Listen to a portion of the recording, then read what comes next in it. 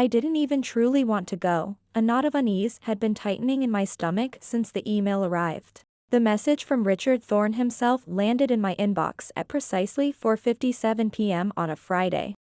As the last rays of the Bellwether City sun slanted through my CTO office window, the subject line, stark and devoid of warmth, simply read, "Dinner, Friday 7 p.m., important matter to discuss." It was a formal summons, not from HR with some forced cheerfulness, but directly from Richard, the CEO. With his wife Catherine and daughter Olivia Thorne dutifully CC'd, as if this were a family decree rather than a professional courtesy. My heart sank a little deeper with each name I read. After 22 exhausting, exhilarating years of pouring my soul into Innovatech Solutions, transforming it from a fledgling tech dream hatched in a cramped, rented warehouse into a $120 million analytics titan with a global footprint, I was being called, not to a crucial board meeting, not to a high-stakes investor call, but to a family dinner with Richard and his meticulously curated heirs. My name is Evelyn, and I wasn't just an employee, I was the first brick, the first line of code. The first believer in what Innovatech Solutions could become. I remember standing beside a younger, more idealistic Richard. Amidst a chaotic landscape of discarded pizza boxes and overflowing ashtrays in that tiny garage we called an office. The air thick with the metallic scent of solder and the audacious aroma of ambition. Back then, we had 3 hesitant clients and a single, cantankerous printer that would jam if you so much as breathed on it incorrectly. I didn't just build our clients' systems, I architected them from the ground up, my fingers flying across keyboards late into the night. Fueled by lukewarm coffee and an unshakable faith in our vision, I painstakingly negotiated vendor contracts when we had no leverage, juggled the precarious finances until we could finally justify a CFO. And pitched those early, desperate deals that literally kept the lights flickering on. Richard, in those early, leaner years, used to call me his quiet engine, his voice filled with a genuine respect that now felt like a distant echo. Evelyn, he'd say, a rare smile erupting his usually stern features. You're the one who keeps this whole damn thing from flying apart when chaos reigns. But lately, the gears had shifted, a subtle, almost imperceptible grinding that I, with my intimate knowledge of the company's inner workings, couldn't ignore. Richard had become distant, a carefully constructed wall rising between us, brick by polite, evasive brick. My detailed progress reports, once pored over with keen interest, were now merely skimmed, if read at all. Our sacrosanct Monday morning strategy sessions, the lifeblood of our collaborative spirit, had devolved into hurried, bi-weekly calls. Often rescheduled at the last minute, sometimes indefinitely postponed with a curt, impersonal email from his assistant. And then came the interns, a flock of them, fresh from Westwood University, young, overwhelmingly loud. Their mouths spewing a torrent of buzzwords, Synergy OS, Predicti-Core, disruptive innovation. Like cheap confetti at a parade I hadn't been invited to. I could feel the unmistakable chill of an approaching storm, that cold draft that seeps under the door long before the window is thrown open. So, when Richard's invitation, or rather, summons, to dinner arrived, a cold certainty settled in my chest. I knew, with a sickening premonition, that this wasn't a social call. I just hadn't anticipated how bitingly cold that impending storm was truly going to be. The chosen venue was the Azure Terrace, one of those painfully chic downtown rooftop restaurants where the scallops were outrageously overpriced. And the dramatic lighting seemed designed more to obscure than to illuminate. The panoramic view of Bellwether City's glittering skyline was admittedly breathtaking, but tonight, it felt more like a backdrop to an execution than a celebration. I'd chosen my attire with care, a soft, understated navy blouse, the fabric of familiar comfort against my skin. And the elegant pearl earrings my daughter, bless her heart, had given me last Mother's Day. They were a quiet reminder of a world outside these looming corporate battles, a world where I was valued unconditionally. I looked respectable, every inch the seasoned executive. The CTO who had weathered countless storms, precisely the image I'd meticulously maintained for over 2 decades. Richard was already there when I arrived, a fact that did not escape my notice. He stood, a little too stiffly, beside a long, white linen-draped table, flanked by his wife, Catherine, and their daughter, Olivia. Catherine, a woman whose social graces were as polished as her expensive jewelry, offered a smile that didn't quite reach her eyes. Olivia, however, looked as if she'd just stepped off the cover of a business fashion magazine, blonde, impeccably polished. Not a single crease in her designer linen pantsuit. She was the walking, talking embodiment of the Westwood MBA CEO-in-waiting aesthetic, her gaze sweeping over me with a cool, appraising look that sent a shiver down my spine. "Evelyn," Richard boomed, his arms open in a gesture of welcome that felt utterly disingenuous, his voice a little too hearty. "So very glad you could make it." The air crackled with unspoken words. "Wouldn't miss it for the world, Richard," I replied, my voice carefully neutral, a practiced, pleasant smile fixed on my lips as I gracefully slid into the offered seat directly across from him. My stomach, however, felt like a tightly coiled rope, the unease I'd carried all afternoon intensifying into a cold dread. Dinner commenced much like any other high-stakes executive gathering I'd endured over the years. An excessive amount of expensive wine flowed. Far too many superficial compliments were exchanged, each one meaning progressively less than the last. Catherine prattled on about Olivia's stellar achievements at Westwood University, her recent groundbreaking internship, her voice dripping with maternal pride that felt almost aggressive. Olivia, picking at her artfully arranged microgreens, then turned her attention to me, asking about Innovateca's early, formative days. Her tone light, almost playful, but with an unmistakable undercurrent of condescension. "It's just so amusing, isn't it, to imagine you and Dad, like, toiling away in some dusty old garage or something," she said, a delicate, tinkling giggle escaping her perfectly glossed lips. "Like something out of a historical movie." I managed another smile, a tight, fleeting thing.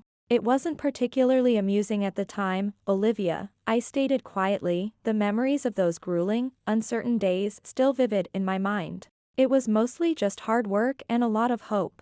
Richard cleared his throat, a flush creeping up his neck, a telltale sign of his discomfort. "Actually, Evelyn, here, was instrumental," he interjected, his voice a little too loud. "She practically saved the company single-handedly, twice, in those first 5 years. He paused, perhaps expecting some sign of gratitude from his daughter. "She was the one who brought in that crucial defense contract, the one that secured our first $1 million in revenue." Olivia merely smirked, a flash of something cold and dismissive in her eyes as she twirled her wine glass. "Well, every company needs its building blocks, I suppose," she drawled, as if discussing ancient relics. "Quaint." A wave of fury, cold and sharp, washed over me. I should have stood up right then, thrown my napkin on the table, and walked out, dignity intact. But I didn't. A stubborn, perhaps foolish, part of me, the part that had poured 22 years of my life into this company, wanted to see just how far they would dare to push, how low they would stoop.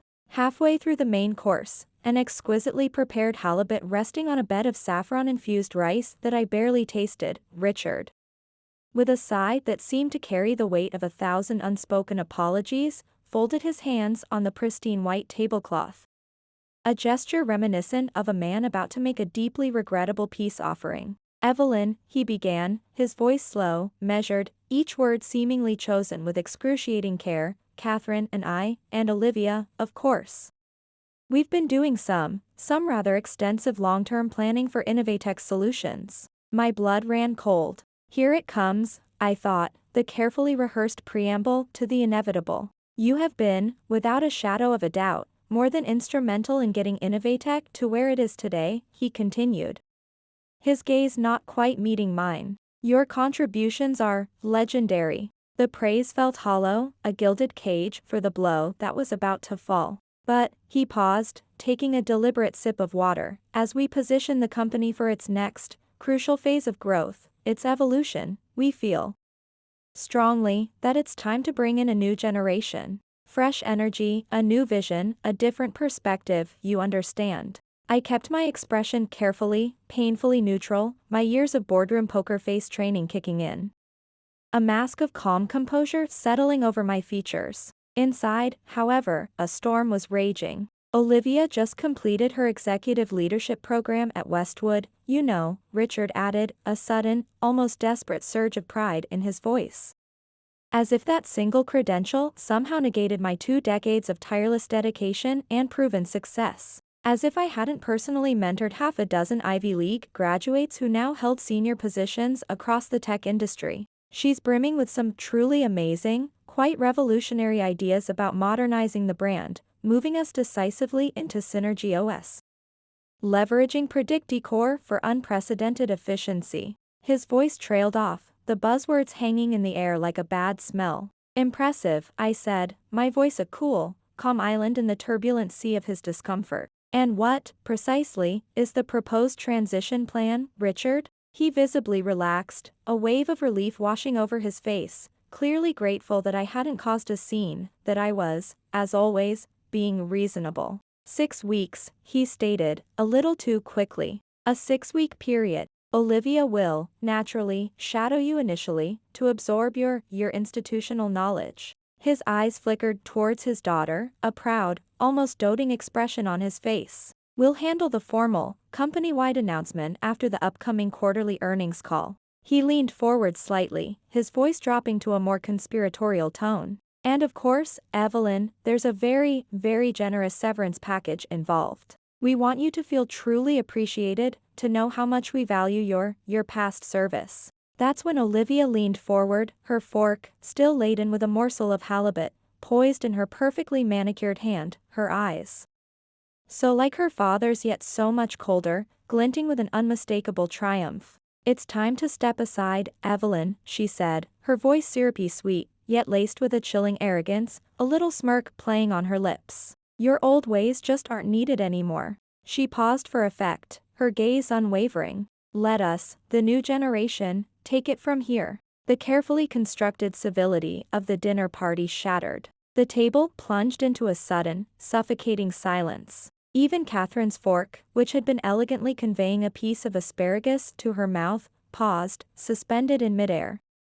Her eyes wide with a flicker of something, was it shock, or merely surprise at her daughter's audacity? I looked at Olivia, truly looked at her, for a long, silent moment, the clatter of the restaurant, the murmur of other diners, fading into a dull roar in my ears. Her youthful confidence, her casual cruelty, her utter lack of respect, it was all there, laid bare. Then, slowly, deliberately, I smiled. It wasn't a warm smile, or a forgiving one. It was the smile of a woman who had just been handed a declaration of war and was already plotting her counteroffensive.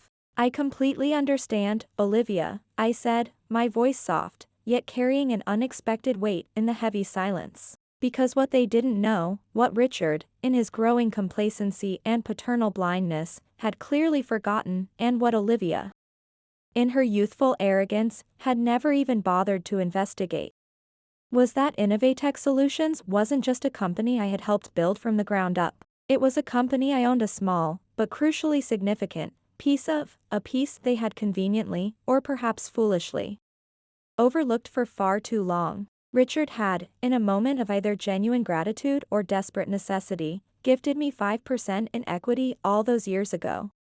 Back when a meaningful raise was an impossible dream and the company was teetering on the brink of collapse. I had never sold that stock. I had held on to it, a silent, watchful guardian of my own legacy, ever since. They genuinely thought I'd forgotten, or perhaps, that it simply didn't matter anymore. How wrong they were. Richard had pressed that 5% of Innovatech Solutions equity into my hand in early 2003. Just 2 turbulent years after we'd first dared to dream the company into existence. We were perilously close to bankruptcy then, the wolves howling at our door. I had just pulled an exhausting, coffee-fueled all-nighter, meticulously untangling a catastrophic billing system disaster that had very nearly cost us our largest, and at that time, only significant client. I still remembered the sheer terror in Richard's eyes when he realized how close we'd come to losing everything. He'd walked into my tiny, cluttered excuse for an office, his face pale, his eyes red-rimmed with anxiety and lack of sleep, and silently handed me a single, hastily printed page, the equity agreement. Evelyn, he'd said, his voice hoarse with emotion, I I honestly can't pay you what you're truly worth right now, not even close. He'd run a hand through his already disheveled hair. But if, by some miracle, we manage to pull through this nightmare, I want you to have a real piece of it, a tangible stake in what we're building. At that moment, exhausted and running on fumes, I'd barely glanced at the document. It had felt more like a heartfelt thank you card, a symbolic gesture of appreciation, than a legally binding contract. I was tired, fiercely loyal to our shared vision, and perhaps, in retrospect, stupidly, blindly hopeful. But years later, when Innovatech Solutions officially incorporated and we triumphantly brought in our first round of outside investors, I, on a whim, had my then new lawyer, Sophia Miller, review every piece of paper I'd ever signed in relation to the company. That's when the true significance of Richard's gesture became startlingly clear. It wasn't merely symbolic. It was real, hard equity, granting me not just ownership, but crucial voting rights. A voice at the table. I never brought it up, never boasted about my holding, never once felt the need to remind Richard of that day or that promise. Why would I? I truly believed I was an integral part of the very fabric of Innovatech, woven into its DNA, or so I had naively convinced myself. But over the intervening years, Innovatech Solutions had changed, morphed by success and expansion, and so, inevitably, had Richard. He gradually stopped seeking my direct input, my quiet engine, insights, and instead began chasing the latest fleeting industry buzzwords. Easily swayed by slick presentations and promises of instant transformation, an endless parade of expensive consultants came and went, each offering their own brand of panacea. But it was the ones who lavished praise on Olivia's glossy Westwood credentials and her vapid LinkedIn profile who seemed to stay the longest. Suddenly, true value within the company wasn't measured in decades of unwavering loyalty or a consistent track record of tangible results. It was measured in optics, in appearances, in the right kind of youthful, dynamic image. And I, Evelyn, the 52-year-old CTO with graying temples and a preference for substance over style, apparently no longer looked the part. The following Monday, I walked into the bustling Innovatech Solutions headquarters as if nothing untoward had happened. As if the humiliating dinner at the Azure Terrace had been nothing more than a bad dream. I offered a polite, even warm, smile to the receptionist.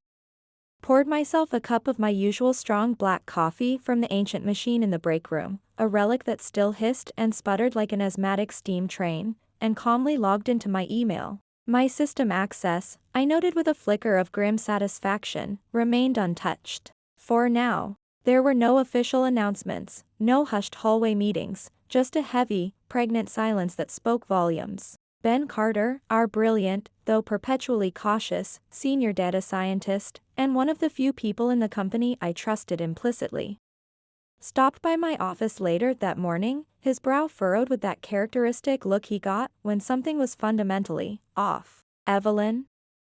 You okay?" he asked, his voice low, concern etched on his face. "You look tired." I managed a small, reassuring nod. "Perfectly fine, Ben," I said, my tone deliberately light. "Just a rather illuminating little dinner with the Thorns on Friday." He winced, a knowing expression crossing his features. "Ah." A pause. I heard some whispers starting to circulate, he admitted, shifting uncomfortably. "People are confused, unsettled." I met his gaze directly, a silent acknowledgement of the storm brewing. "Let them wonder for a little while longer, Ben," I said softly. Let them wonder. I wasn't ready to reveal my hand, not yet. The element of surprise was a weapon I intended to wield carefully. Instead, after Ben had retreated, I navigated to the secure Innovatech Solutions shareholder portal and logged in, my fingers steady on the keyboard. My 5% equity stake was still there, untouched, a silent testament to a promise Richard had long since forgotten. And with the influx of fresh capital from the new investors over the past few years, that once modest sliver of ownership had quietly, almost stealthily, blossomed into something far more substantial, far more powerful. I systematically downloaded everything, the original stock agreements, detailed board voting histories, current executive compensation packages. Every digital crumb I could find. Knowledge, I knew, was power. Then, with a newfound sense of resolve, I picked up my phone and requested a meeting with Richard's executive assistant, a woman whose loyalty, I suspected, lay firmly with the Thorne family. I'd like 30 minutes with Mr. Thorne, please, I stated, my voice polite but firm. A private meeting. She blinked, her surprise evident even over the phone, but she nodded, her voice professionally crisp. Of course, Ms. Miller.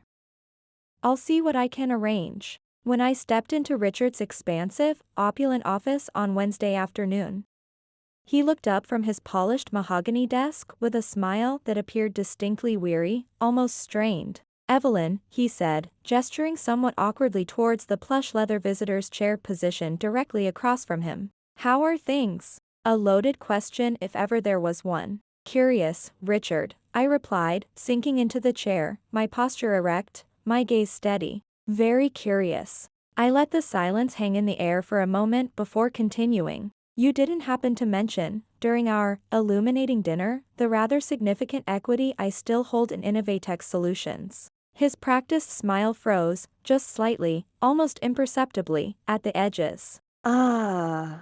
That, he said, a flicker of something unreadable in his eyes. Well, I naturally assumed you'd cashed out by now, Evelyn.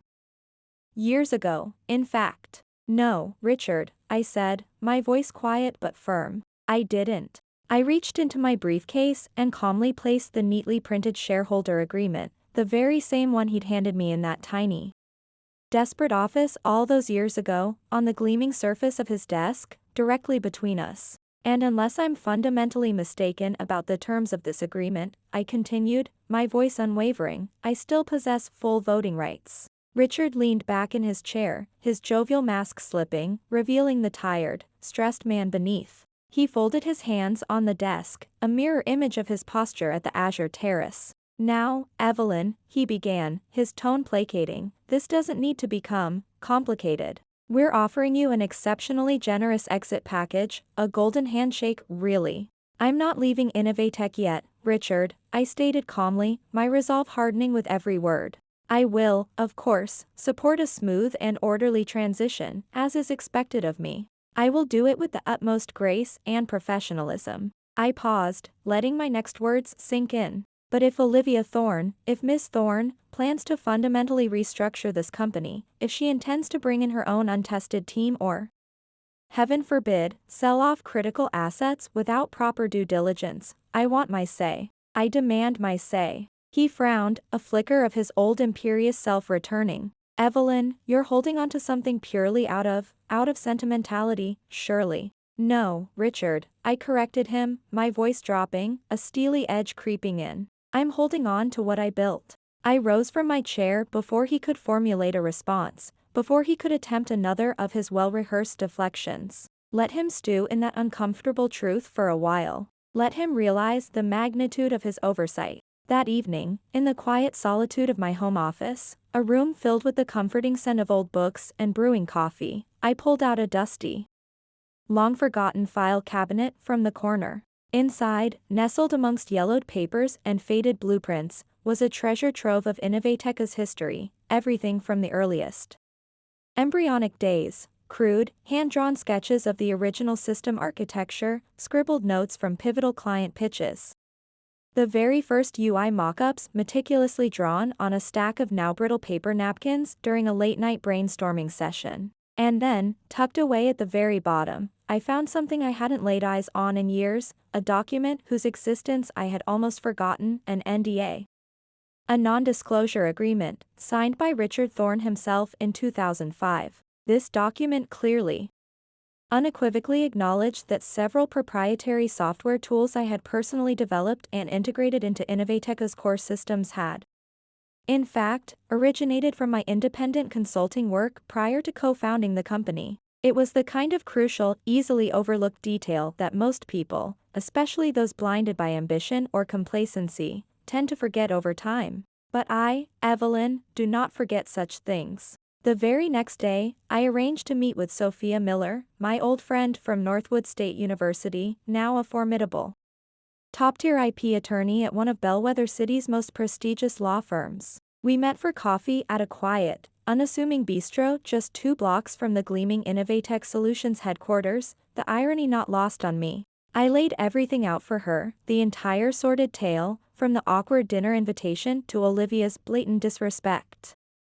From Richard's duplicity to the rediscovered NDA. "Can I protect this, Sophia?"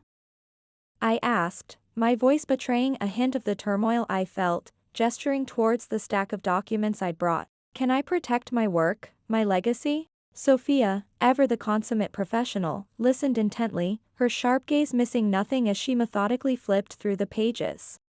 An occasional thoughtful hum escaping her lips. When I finished, a slow, knowing smile spread across her face. "Evelyn, my dear," she said, her voice a reassuring balm to my frayed nerves, "you don't just have a claim to protect this. You own this." She tapped the NDA with a perfectly manicured fingernail. "Or at least, a very significant and legally defensible part of it. And with your 5% equity stake, and the voting rights that accompany it," she continued, her smile widening, "you, my friend, have a considerable amount of leverage that I suspect Mr. Thorne and his ambitious daughter didn't even begin to anticipate." I exhaled, a long, slow breath, the crushing weight of 2 decades of dedication, of recent betrayals and mounting anxieties, sitting heavy and cold in my chest. "They think I'm just a stepping stone, Sophia," I said, the bitterness I tried so hard to suppress finally seeping into my voice. "A relic to be swept aside."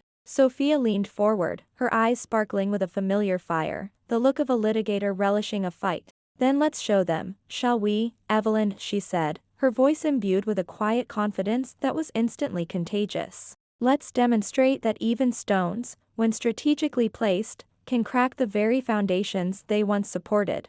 By the end of that week, the carefully controlled whispers within Innovatech Solutions had begun to escalate into a low, persistent hum of speculation and unease. Why is Evelyn Miller still here, in her office, working as if nothing has happened? Why is she so unnervingly calm, almost serene? Why hasn't Olivia Thorne officially taken over the reins yet?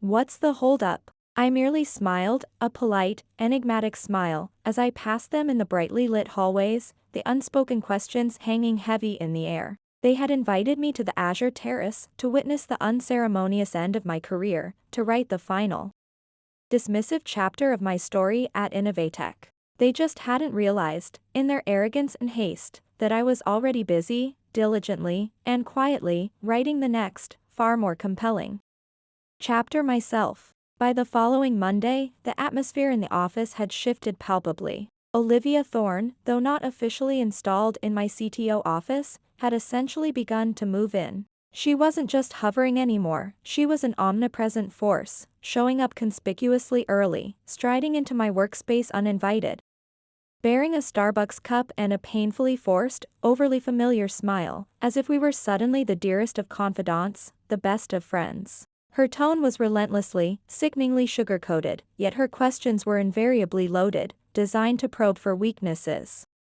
to unearth information she could later twist to her advantage. She inquired about long-standing vendor relationships and complex back-end systems, her feigned interest barely concealing the predatory glint in her eyes. It was abundantly clear, she wasn't here to learn from my experience. She was here to replace me, to erase me. Do you always approve these departmental budget requests manually, Evelyn?" she asked one afternoon, her voice dripping with thinly veiled disdain as she casually flipped through a detailed financial report she clearly didn't comprehend.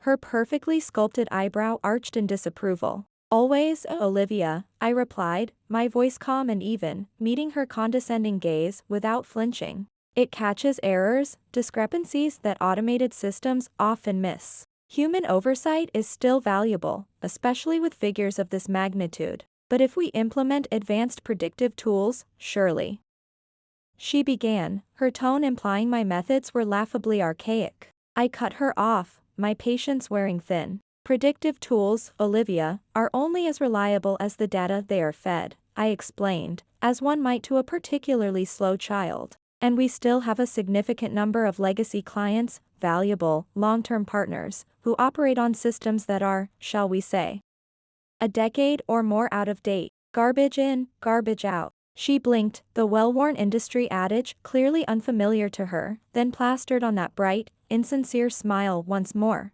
You're a little old school, aren't you, Evelyn, she remarked, the intended insult hanging in the air between us. There it was, the crux of her disdain, spoken aloud. I just smiled back, a genuine, if slightly weary, smile this time. Perhaps, Olivia, I conceded. But old school, as you call it, is what kept this company from collapsing entirely during 3 separate, very severe economic downturns. It's what ensured our clients stayed with us when our competitors were folding. I paused, letting my words sink in, enjoying the flicker of annoyance that crossed her face. But by all means, I added, my voice deceptively sweet, feel free to learn that particular lesson the hard way. She didn't like that. Not one bit. Her smile tightened, and she turned on her heel and stalked out of my office. By Wednesday of that week, Olivia, emboldened by her father's tacit approval and her own boundless self-assurance, had organized her very first strategic vision meeting. She'd send out elegantly designed invitations to the entire senior leadership team, conspicuously excluding only one name from the distribution list, mine. Ben, ever loyal, ever watchful, discreetly forwarded me the invitation with a brief, understated message, FYI, Evelyn. Thought you might want to see this. The subject line, I noted with a wry internal laugh, read a Vision 2.0, Innovatech Solutions future begins now. How utterly cute and utterly predictable. I clicked open the attached agenda and immediately saw what she was plotting, a costly new branding initiative. A hiring freeze in critical operations departments, a move that would cripple our client support, and, most alarmingly, the potential outsourcing of all back-end services. I actually laughed out loud, the sound echoing in my otherwise quiet office. Outsourcing our back-end? The very core of our business? Fully half of our client value, the bedrock of our reputation, was derived from our robust, reliable, and highly customized back-end support. Our clients, many of whom had been with us for over a decade, didn't come to Innovatech Solutions for flashy, superficial dashboards or trendy buzzwords. They came to us, and stayed with us, because they knew, with absolute certainty, that we knew how to design, build, and, most importantly, maintain their critical systems, keeping them running smoothly and securely when everyone else, all the newer, flashier competitors, inevitably bailed at the first sign of trouble. She didn't know the company. Not really. She knew of the company, the sanitized, idealized version her father, Richard, likely painted for her over leisurely Sunday brunches at their country club. That very same afternoon, as if summoned by my derisive laughter, Richard himself dropped by my desk, a thing he hadn't done in years. His presence feeling both intrusive and deeply unsettling. Evelyn, he said, his voice resonating with that smooth, carefully modulated politician's tone he always adopted when he was about to say something he knew I wouldn't like. I just want to personally ensure that this transition is as smooth and amicable as possible. He offered a strained, unconvincing smile. Olivia is already gaining a great deal of visibility, making a real impact, wouldn't you say? Visibility isn't the same as knowledge, Richard, I stated flatly, my gaze unwavering, refusing to let him off the hook so easily. He paused, the forced smile faltering for a moment. You've always been the very soul of this place, Evelyn, he said, his voice softening, a flicker of the man I once knew. The partner I once respected, briefly surfacing. The heart and soul. And yet, Richard, I countered, my voice dangerously quiet. You invited me to dinner at the Azure Terrace with the clear intention of ripping that soul right out of it. Richard flinched, just slightly, but enough for me to notice. Now, Evelyn, that's not what this is, he stammered, avoiding my eyes. That's not fair. Then what is it, Richard? I pressed, my patience finally snapping. Tell me, what exactly is this? Because I was the one who built these systems, from scratch, with my own 2 hands, late into the night. Fueled by nothing but coffee and sheer determination. I was the one who kept our nervous investors calm during every market upheaval, every crisis. I was the one who held your precious company together, piece by painstaking piece, while you were off taking your extended sabbaticals in Napa. Remember? A heavy silence descended, thick with unspoken accusations and years of simmering resentment. I also know about the recent Series C dilution, Richard, I added, my voice dropping to a near whisper. Delivering the verbal equivalent of a well-aimed punch. You're prepping Innovatech for an acquisition, aren't you? You're dressing it up for a quick sale. His eyes widened, a flicker of genuine shock, quickly masked, but I saw it. How did you know? He finally managed, his voice barely audible. I've been here long enough, Richard, I said, a cold smile touching my lips.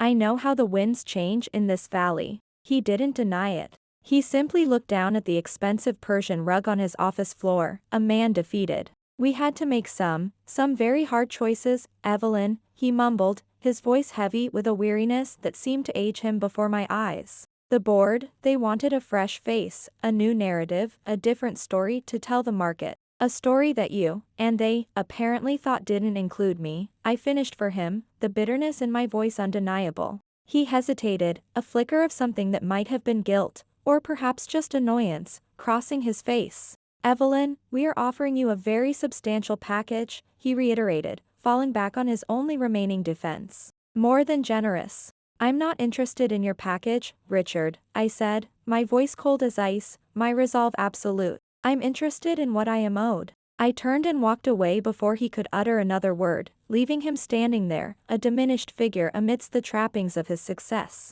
Back in the sanctuary of my own office, I immediately drafted an email to Sophia Miller.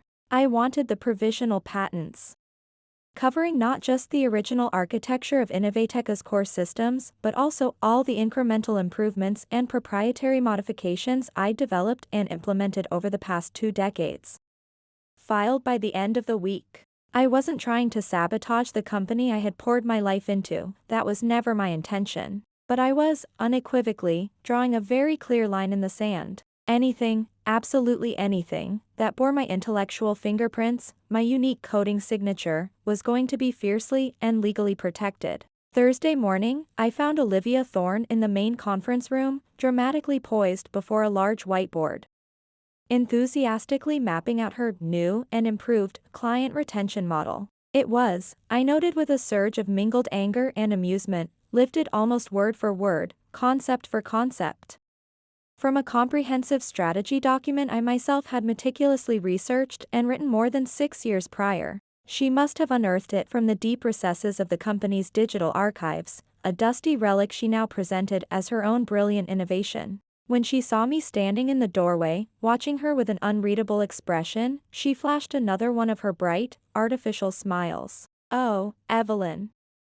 Just doing a bit of modernizing, she chirped, her voice brimming with false confidence. Your earlier work provided a truly great foundation, of course. No problem at all, Olivia, I said, stepping slowly, deliberately, closer to the whiteboard, my gaze fixed on my own plagiarized words. Just make absolutely sure you cite your sources accurately. I paused, letting my eyes meet hers, a cold, knowing smile playing on my lips. Plagiarism, you see, doesn't tend to look very good on official quarterly reports. Her practiced smile flickered, faltered, just for a second, but it was enough. I saw the flash of panic in her eyes before she quickly regained her composure. By Friday, the IT department was a veritable hive of anxious whispers and furtive glances. Chloe Davis, my fiercely loyal and incredibly competent operations lead, a woman who knew the inner workings of Innovatech almost as well as I did, cornered me in the usually deserted break room, her face etched with concern.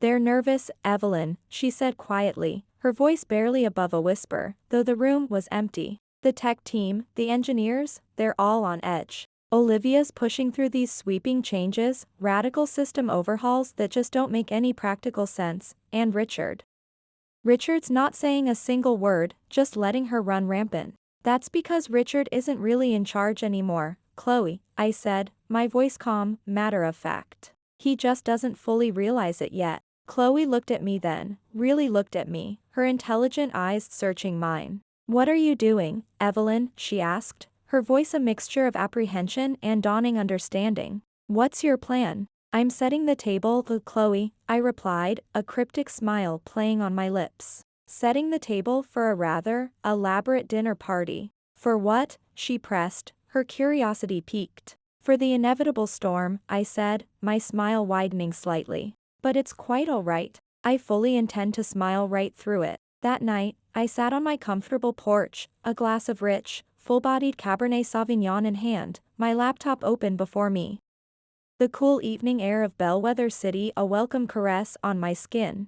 The emails, meticulously crafted and reviewed by Sophia, were already drafted, poised and ready to be unleashed. One was addressed to the remaining 3 independent board members of Innovatech Solutions. A pointed but polite reminder of my significant equity stake and the often overlooked original shareholder clause that explicitly required unanimous board consent for any major structural overhauls or executive reorganizations. Another was to Marcus Holloway, the shrewd and ambitious CEO of Apex Dynamics, a rapidly growing competitor we had nearly acquired ourselves the previous year. I was on surprisingly good, mutually respectful terms with Marcus. We'd crossed paths at enough industry conferences to recognize a kindred spirit. I wanted a meeting, an informal chat. And one last, crucial email was addressed to myself, with the simple subject line, leverage. In it, I was systematically archiving, encrypting, and storing every piece of evidence, every document, every communication, just in case. I didn't want war, not truly. I simply wanted, no, demanded, the recognition I had earned, the respect I was due. But if Richard and Olivia Thorne continued to push me, to underestimate me, to try and erase my contributions, they would soon discover, to their profound regret, just how old school I could truly be. The official, company-wide announcement finally came on a bright, deceptively cheerful Tuesday morning, an all-staff meeting.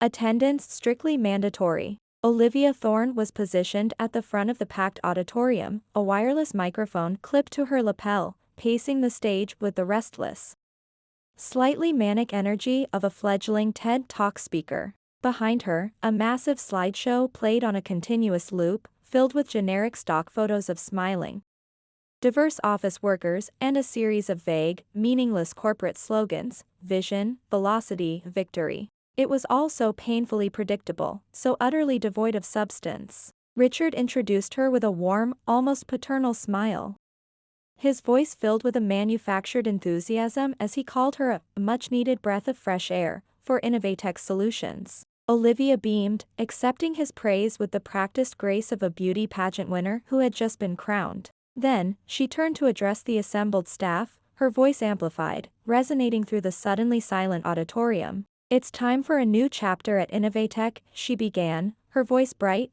confident, almost evangelical in its fervor. "A younger, leaner, and far more innovative Innovatech Solutions." And there it was, the thinly veiled insult, the public dismissal, not even remotely subtle. I sat in the second row, my arms folded impassively across my chest, my expression carefully neutral as I watched the faces of my colleagues around me. Most people, I noted, studiously avoided eye contact, their discomfort palpable. Chloe, seated beside me, looked utterly stunned, her face pale. Ben, a few rows back, wouldn't even meet my gaze, his attention seemingly fixed on his shoelaces. Then, Olivia, with a dramatic flourish, gestured towards the projector, and a new slide clicked into place, emblazoned with the ominous words: Project Nova, Organizational Streamlining Plan, Phase 1. That's when my jaw tightened, a knot of cold fury coiling in my stomach, because that slide, in stark, impersonal bullet points,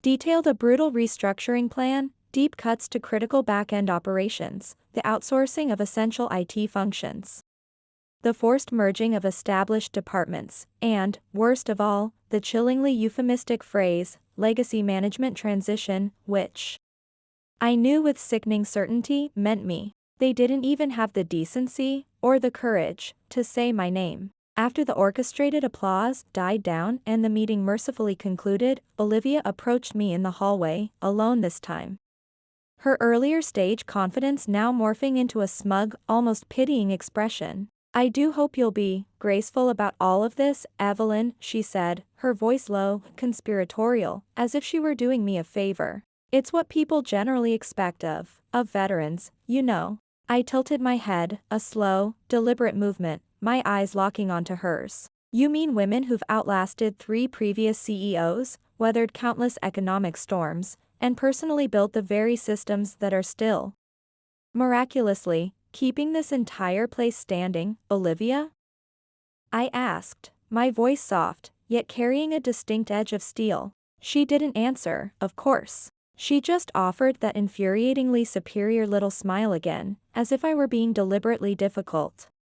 A troublesome relic refusing to go quietly into the night. That afternoon, as expected, HR delivered the official separation package to my office, a check with a significant number of zeros, a lengthy, ironclad non-disclosure agreement, and, most gallingly, a clause that explicitly stated I was to assist in a full and comprehensive knowledge transfer to Miss Thorne and her designated team. And that, right there, was when they pushed me too far. The line had not just been crossed, it had been obliterated. I walked directly into Richard's office, the offensively thick severance package clutched in my hand. He was already bracing for my arrival, his face a mask of weary resignation. "Evelyn," he started, his voice tired, "I know this is difficult, but you let your daughter, Richard, your inexperienced, arrogant daughter, stand up there on that stage and pretend this entire charade was her idea," I said, my voice trembling slightly with a tightly controlled fury.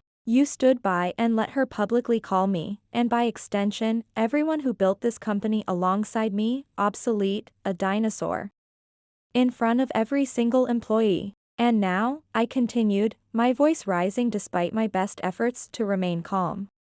"Now you actually expect me to meekly hand over 2 decades of my life's work, my intellectual property, like some loyal, aging old dog being put out to pasture? It's not like that, Evelyn," he stammered, looking profoundly uncomfortable. "It is exactly like that, Richard," I retorted, my eyes blazing. "And let me be unequivocally clear, I am not signing anything. Not this insulting package, not your restrictive NDA, nothing. Not today. Not ever." He exhaled, a long, shaky breath. "Then, Evelyn," he said, his voice hardening, a hint of his old authority returning, "you're forcing us to terminate your employment."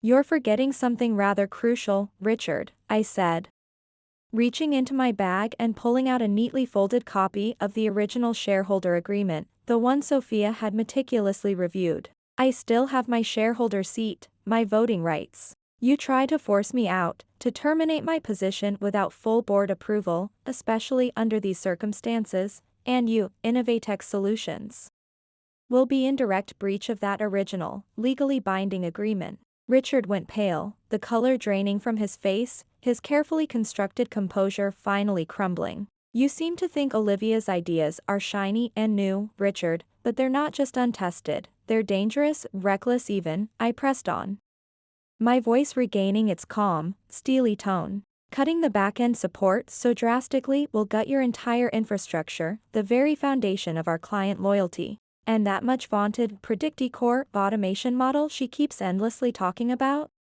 It doesn't even comply with the stringent data security clauses in half of our existing client contracts." I paused, letting the implications sink in. "You know that, Richard. You, of all people, should know that." He leaned back in his expensive leather chair, silent, his gaze fixed on some distant point beyond the window.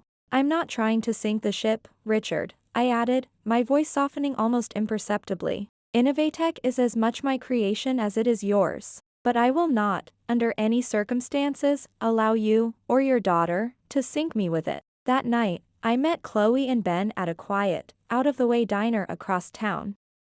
The kind of place with worn linoleum floors and the comforting aroma of stale coffee and frying bacon.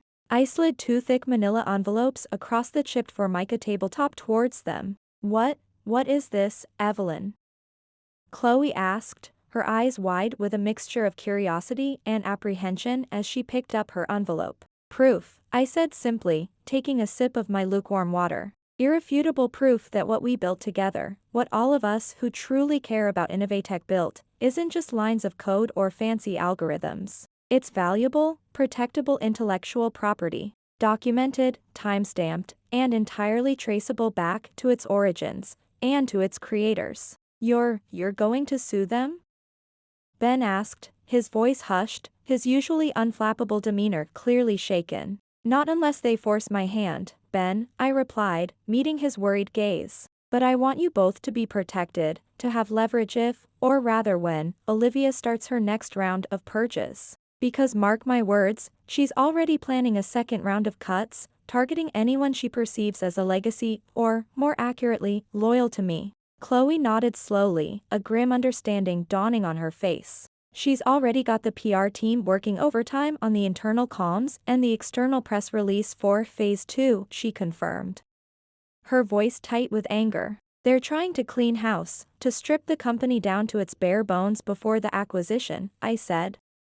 The pieces of the puzzle falling into place. Innovatech Solutions is being packaged, streamlined, and ruthlessly turned into a shiny, easily digestible object for some unsuspecting buyer. Ben looked up, his expression a mixture of dismay and dawning resolve. Are you going to try and stop it, Evelyn? He asked. No, Ben, I said, a slow, determined smile spreading across my face. I'm not going to stop it. I'm going to shape it. Over the next 3 intense, sleep-deprived days, I worked like a ghost within the walls of Innovatech, quiet, unassuming, almost invisible.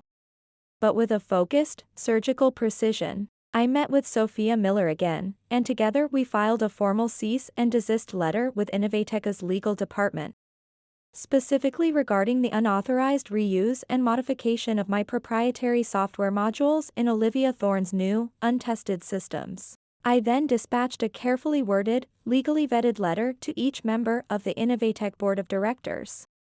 A formal notice stating my explicit intention, as a significant shareholder, to vote against the proposed restructuring plan unless a comprehensive, neutral third-party audit of the company's technical infrastructure and Olivia's proposed changes was immediately commissioned and completed. And, perhaps most significantly, I had lunch with Marcus Holloway, the CEO of Apex Dynamics, just a casual, off-the-record chat, or so it appeared. But when I subtly, almost casually, mentioned Innovatech Solutions' somewhat turbulent shifting leadership and the potential instability it was creating, his eyebrows, I noted with satisfaction, rose a fraction of an inch. They're aggressively positioning for a quick sale, Marcus, I said, stirring my iced tea, my tone conversational. He nodded slowly, his shrewd eyes assessing me. That would certainly explain the recent, rather surprising uptick in talent from Innovatech reaching out to our HR department, he remarked.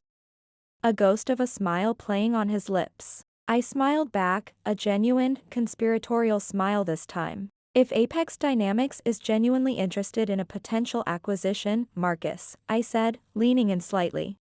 I can tell you precisely which of Innovatech's systems you'd want to protect and, more importantly, who within the company actually understands how to keep them running. By Friday, the relentless, multifaceted pressure had clearly begun to reach Olivia Thorne. Her voice, I observed during the few internal meetings I still attended, now possessed a new, brittle edge. Her once ubiquitous smiles were tighter, more strained. The unshakable, almost arrogant confidence she had exuded just days before was visibly cracking, crumbling under the weight of unexpected resistance and mounting operational failures. Because the very people she thought she could effortlessly lead, the experienced engineers and dedicated operations staff, were starting to look back towards me, their former CTO, for guidance and reassurance. And all I did, through it all, was smile. A calm, knowing, almost Mona Lisa-like smile. Because the storm she, in her hubris, had tried to unleash upon me, I had already, quietly and methodically, built the levees to contain it. By the following Monday, the cracks in Olivia Thorne's grand vision for Innovatech Solutions had begun to widen into gaping chasms. 3 of her much-hyped, flashy new initiatives had already spectacularly failed, crashing and burning under the harsh glare of real-world application. The critical vendor migration she had confidently promised would slash operational costs by an unprecedented 30% was now indefinitely delayed.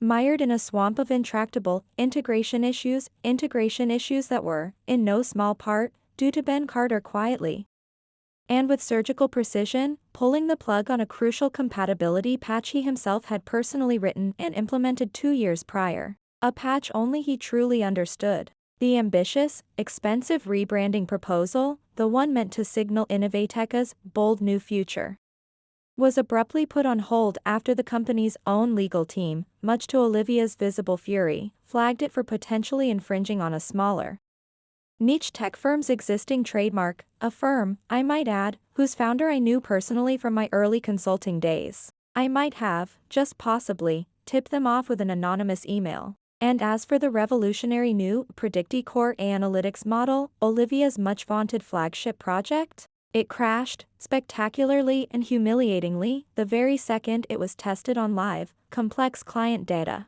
Garbage in, garbage out, just as I had patiently, and repeatedly, warned her. But Olivia Thorne, to her credit, or perhaps her detriment, didn't stop. She didn't pause to reassess, to learn from her cascading failures. No, she doubled down, her jaw set in a stubborn line, her eyes blazing with a frustrated fury. She called an emergency meeting that very afternoon, attendance mandatory for all department heads. Her voice, when she finally spoke, was clipped, strained, her lips stretched into a tight, unconvincing smile that barely masked her seething frustration. We are, admittedly, going through some predictable growing pains, she announced, her gaze sweeping defiantly across the room of anxious faces. These are temporary setbacks, entirely normal in a transition of this magnitude. But I want to assure each and every one of you, she continued, her voice rising in a forced crescendo of confidence,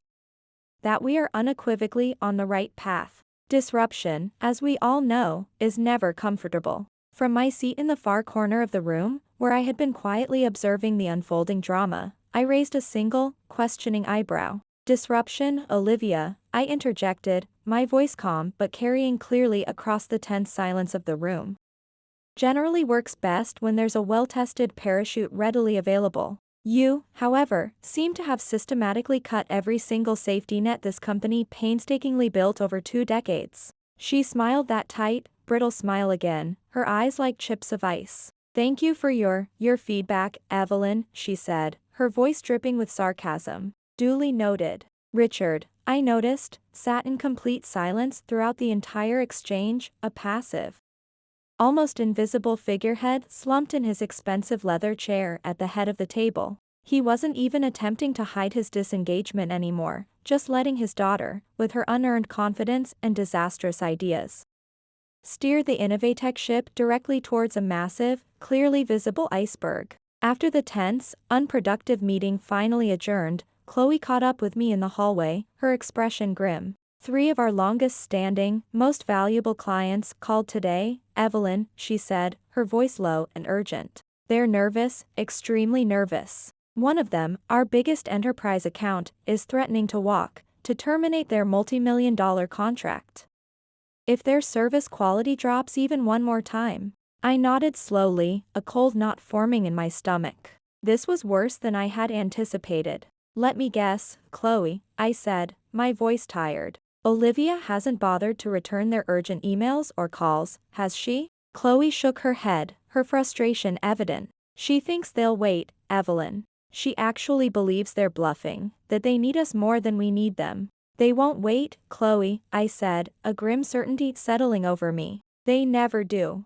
I went home that night, the weight of the company's impending crisis heavy on my shoulders, opened my laptop, and, after a moment of quiet contemplation, wrote a stark, 2-line email to Marcus Holloway. The subject line was simple, follow-up from our lunch. The body of the email was even more direct. Marcus, if your board at Apex Dynamics is genuinely serious about Innovatech, now is unequivocally the time to make your move. Marcus Holloway, as I knew, was the astute and opportunistic CEO of Apex Dynamics, and his board had been discreetly, patiently circling Innovatech solutions for months, like sharks sensing blood in the water, just waiting for the perfect, opportune moment to strike.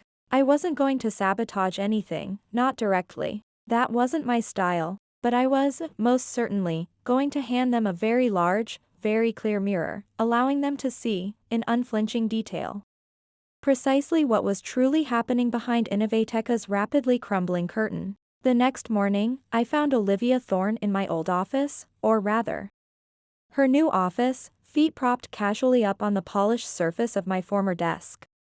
A bright yellow stress ball being idly tossed back and forth between her hands. She didn't even bother to look up when I knocked softly on the open door. Yes? Can I help you? She asked, her tone dismissive, impatient, as if I were a lowly intern interrupting her vital, CEO-level work. I need a few minutes of your time, Olivia, I said, my voice calm.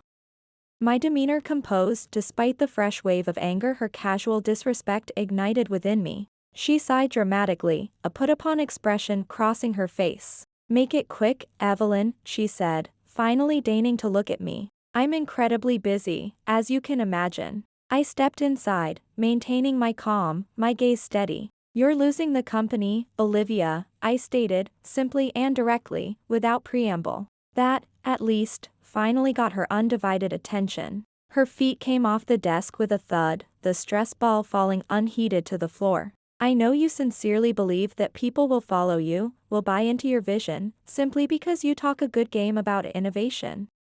And a branding and a disruption, I continued, my voice even, almost gentle. But this place, Innovatech Solutions, wasn't built on empty slogans and PowerPoint presentations, Olivia. It was built, painstakingly, over 2 decades, on a foundation of trust, on enduring client relationships, and on robust, reliable systems that actually work. She stood up then, her eyes narrowing, a flush of anger rising in her cheeks. Are you threatening me, Evelyn? She demanded, her voice sharp, defensive. No, Olivia, I said, shaking my head slowly. I'm not threatening you. I'm offering you a chance. A chance? A chance for what? She scoffed, her bravado returning, though it now seemed a little more brittle. A chance to stop pretending you know what you're doing before you irrevocably damage, or even destroy, something truly valuable. Her father, Richard, is being systematically pushed to the sidelines by his own board of directors, I stated, watching her closely for a reaction. He's becoming a figurehead, Olivia, a ceremonial leader, just as you are now, whether you realize it or not. She stared at me, her mouth slightly agape, the carefully constructed facade of confidence cracking just a little around the edges. You want to lead this company, Olivia? I added, my voice softening slightly. Fine, then lead. But for God's sake, don't burn the entire foundation to the ground simply to prove that you know how to light a match. She didn't respond. Her jaw was clenched, her eyes still narrowed, but she said nothing. I didn't expect her to. Some lessons, it seemed, had to be learned the hard way. Later that same day, Richard Thorne himself requested a private meeting. No assistants, no Olivia, just the two of us in his cavernous, silent office. He looked tired. Profoundly, deeply tired. Evelyn, he said, his voice heavy, as he gestured for me to sit down in the now familiar leather chair across from his imposing desk. What is it that you truly want? I took a deep breath, gathering my thoughts, choosing my words with care. I want recognition, Richard, I said finally, my voice quiet but firm. Not a bigger payout, not a fancier title, not even my old office back. Just recognition. Recognition for my work, for my contributions, for the 22 years I poured my heart and soul into building this company alongside you. He rubbed his face, a gesture of pure exhaustion. The board is spooked, Evelyn, he admitted, his voice barely a whisper. They're seriously spooked.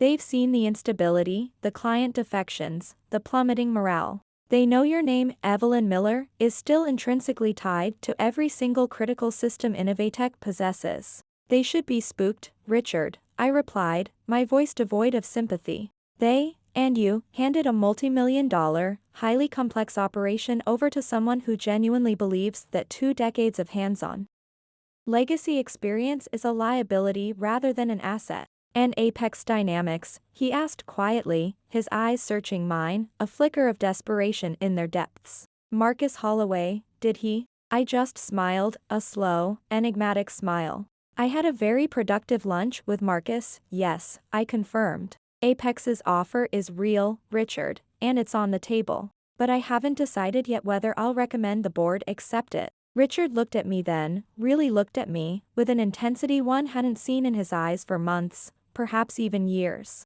It was the look of a man staring into an abyss of his own making. You could just walk away from all of this, Evelyn, he said, his voice a strange mixture of hope and despair. Take the package, retire, enjoy your life. I could, Richard, I conceded, my voice soft. I absolutely could. But I won't. Because what I built here, what we built here, it matters. It matters to me, it matters to our employees, and it matters to our clients. And if Innovatech, or whoever ends up owning it, wants to continue using my systems, my intellectual property, I added. My voice hardening with resolve, they're going to do it on my terms. That evening, as I was preparing a simple dinner, I received a text message from Chloe. Client X, our largest enterprise account, just sent an official, strongly worded letter of concern directly to Ms. Rossi and the entire board, it read. Copied Richard and Olivia, of course. Things are definitely shifting, Evelyn. Fast. I replied with two simple words, hold steady. Olivia Thorne might still have the microphone and the spotlight, but I, Evelyn Miller, now had the stage. And in just a few more carefully orchestrated moves, I would be the one rewriting the entire script. The Innovatech Solutions boardroom was full. Not just physically full of anxious executives and stern-faced board members, but viscerally, palpably full. It was the kind of oppressive fullness where unspoken tension hangs heavy and suffocating in the air like static electricity before a violent thunderstorm. And everyone in the room pretends they're perfectly calm while they can barely manage to breathe.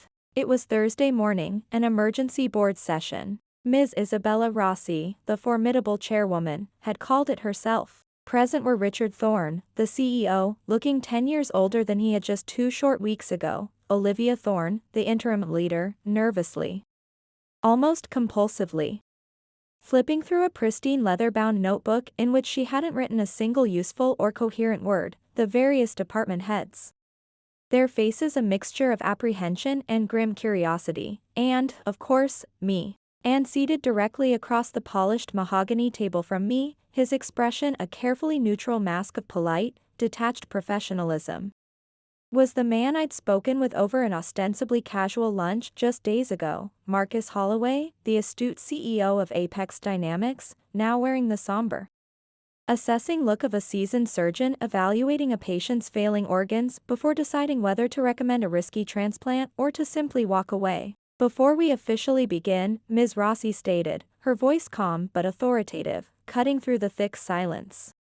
We need to address the rather large, and increasingly agitated, elephant in this room. Her gaze, sharp and unwavering, shifted pointedly towards me. Ms. Evelyn Miller has brought to the board's immediate attention several critical items, contractual, technical, and operational in nature, that were, regrettably, not fully disclosed or adequately addressed during our internal assessments of Innovatech Solutions' current leadership transition phase. A few heads turned in my direction, whispers rippling through the room. Richard's face was an impassive stone mask, betraying no emotion. Olivia, however, shot a panicked, almost accusatory glance at me, as if she were finally, belatedly, understanding that she had blundered into something far bigger, far more complex, than her Westwood MBA program had ever prepared her for. Ms. Rossi continued, her voice unwavering, furthermore, as per the terms of our original shareholder agreement. An agreement signed by all founding parties. Any attempt to restructure the executive function or make material changes to the company's operational core requires unanimous board approval if, and only if, it directly affects stakeholders holding more than a 3% share of Innovatech Solutions. She paused, letting the weight of her words sink in, then turned her direct gaze fully upon me. Ms. Miller, as a holder of 5% equity, would you care to speak at this juncture? I stood, not rushed, not overtly emotional, but grounded, centered, my hands resting lightly on the back of my chair. I am not here today to cause chaos, Ms. Rossi, members of the board, I began, my voice clear and steady, resonating with a quiet confidence I didn't entirely feel but knew I had to project. I have never wanted that for Innovatech, the company I helped build from its very first line of code. I am here because for over 2 decades, I poured everything I had, my intellect, my creativity, my unwavering loyalty, into this company. And somewhere along the way, I continued, my gaze sweeping across the room, briefly meeting Richard's downcast eyes before moving on. Some people People in positions of power started treating that dedication, that long-term commitment, not as a strength, but as a weakness, as something expendable. Olivia's jaw clenched visibly, a muscle twitching in her cheek, but I didn't look at her, didn't allow her to distract me. I don't want a crown, I stated firmly. I don't need a new title, or a bigger office. But I do want, and I demand, that my work, my contributions, be respected. I want my intellectual property, the very systems upon which this company's success is built, to be acknowledged and protected. And more importantly, I concluded, my voice ringing with conviction, I want whoever leads Innovatech Solutions into the future to understand.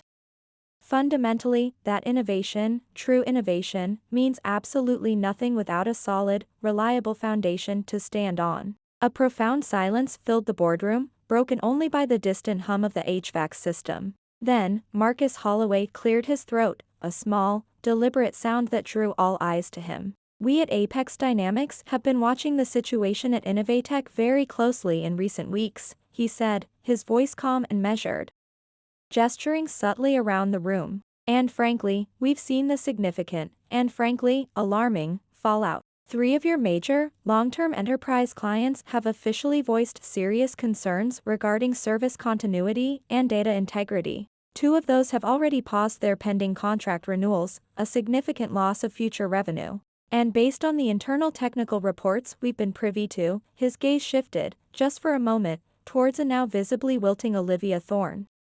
The core systems that make Innovatech Solutions a valuable acquisition target are not nearly as autonomous or as easily transferable as certain parties had previously claimed.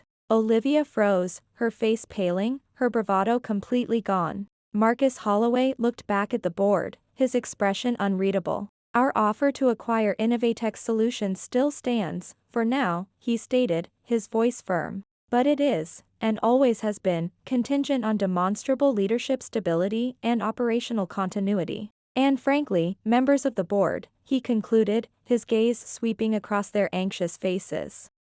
Apex Dynamics will not proceed with this acquisition if the current, clearly dysfunctional, transition plan remains in place. The translation was brutally, unequivocally clear. Olivia Thorne had to go. Richard opened his mouth, a strangled sound escaping his lips, but Ms. Rossi held up a hand, cutting him off sharply. Let's take a 10-minute recess, she announced, her voice betraying no emotion. I suggest everyone take a moment to reflect. People rose slowly, hesitantly, from their chairs, a low murmur of hushed, anxious whispers filling the air as they filtered out into the hallway. Presumably to dissect what they had just witnessed. I remained seated, my hands clasped calmly in my lap. So, to my surprise, did Olivia. She looked at me then, really looked at me, her eyes wide, stripped of their earlier arrogance, now filled with a dawning, painful understanding. I didn't mean to destroy anything, Evelyn, she said, her voice small, almost childlike, a stark contrast to her earlier boardroom bluster. I met her gaze, a flicker of something akin to pity, quickly suppressed, stirring within me. You wanted to prove yourself, Olivia, I said, my voice surprisingly gentle. I understand that, I truly do. But you came in swinging, with all your Westwood theories and your youthful enthusiasm, without ever once bothering to ask what, or who we were all swinging at. You treated experienced, dedicated people like obstacles to be overcome, and you treated me, the woman who co-founded this company, like an inconvenient footnote in your grand, ambitious narrative. She swallowed hard, her eyes glistening. What happens now, she whispered, her gaze pleading. I leaned in slightly, my voice dropping to a confidential murmur. That, Olivia, I said, not unkindly, is no longer up to me. That's entirely the board's call. 10 agonizingly long minutes later, we all reassembled in the boardroom. The tension was, if possible, even thicker than before. Ms. Isabella Rossi stood at the head of the table and, without preamble, delivered the verdict with the calm, dispassionate demeanor of a seasoned judge. Effective immediately, she announced, her voice ringing with finality. Ms. Olivia Thorne is relieved of all transition leadership duties at Innovatech Solutions. Mr. Richard Thorne, she continued, her gaze briefly flickering towards him, will remain with the company in a purely advisory non-executive role through the upcoming acquisition period. Then, she turned directly to me, a small, almost imperceptible smile touching the corners of her lips. Ms. Evelyn Miller, she declared, will lead a newly formed transitional advisory team, reporting directly to the board and, of course, to our prospective partners at Apex Dynamics, to oversee all aspects of the integration. I didn't smile. I didn't pump my fist in the air. I simply nodded, a single, dignified acknowledgement of the justice that had, finally, been served. Later that week, I signed my new consulting contract with Apex Dynamics, 3 times my old Innovatech salary, full, unfettered autonomy over all technical decisions, and complete authority over the critical systems integration during the acquisition. Olivia Thorne left Innovatech quietly, unceremoniously. There was no goodbye email circulated, no awkward farewell party in the break room. She simply vanished. Richard Thorne shook my hand one last time in the Innovatech lobby, his grip surprisingly firm, his eyes filled with a profound, unspoken sadness. I'm truly sorry, Evelyn, he said softly, his voice thick with emotion. For everything. I know, Richard, I replied, my voice equally quiet. And in that moment, I truly believed he was. 2 months later, Innovatech Solutions officially, and seamlessly, became a wholly owned subsidiary of Apex Dynamics. Most of the Innovatech staff, much to my relief and satisfaction, stayed on. I personally handpicked a new, dynamic leadership team for the Innovatech division. Chloe Davis, my steadfast ally, became the new director of operations. Ben Carter, with his quiet brilliance, took over as head of engineering. Fully half the company now reported directly to people I had personally mentored, trained, and trusted. And I, Evelyn Miller, didn't move back into my old, cavernous CTO office at Innovatech. I didn't need to. I worked primarily from a small, comfortable home setup in my house overlooking the serene waters of Bellwether Lake. Twice a week, sometimes more, I would walk barefoot on my wooden deck, a steaming mug of strong coffee in hand, watching the glorious sunrise paint the sky with vibrant colors, while client dashboards, hosted on systems I had designed and built, loaded smoothly and efficiently in the background, my legacy, my quiet engine, still humming powerfully, almost invisibly, beneath the surface of it all. One crisp autumn evening, as I was reviewing some integration schematics, I received an email from Ms. Isabella Rossi. The subject line was a single, poignant word, legacy. Evelyn, the email began, what you did, the way you handled that incredibly difficult and unprecedented situation, with such grace, such intelligence, such unwavering resolve. Well, in all my years on various corporate boards, we've simply never seen anything quite like it. You didn't just protect your own considerable legacy, Evelyn. You reminded every single person in that boardroom, and indeed, everyone at Innovatech and now Apex, what real, authentic, principled leadership truly looks like.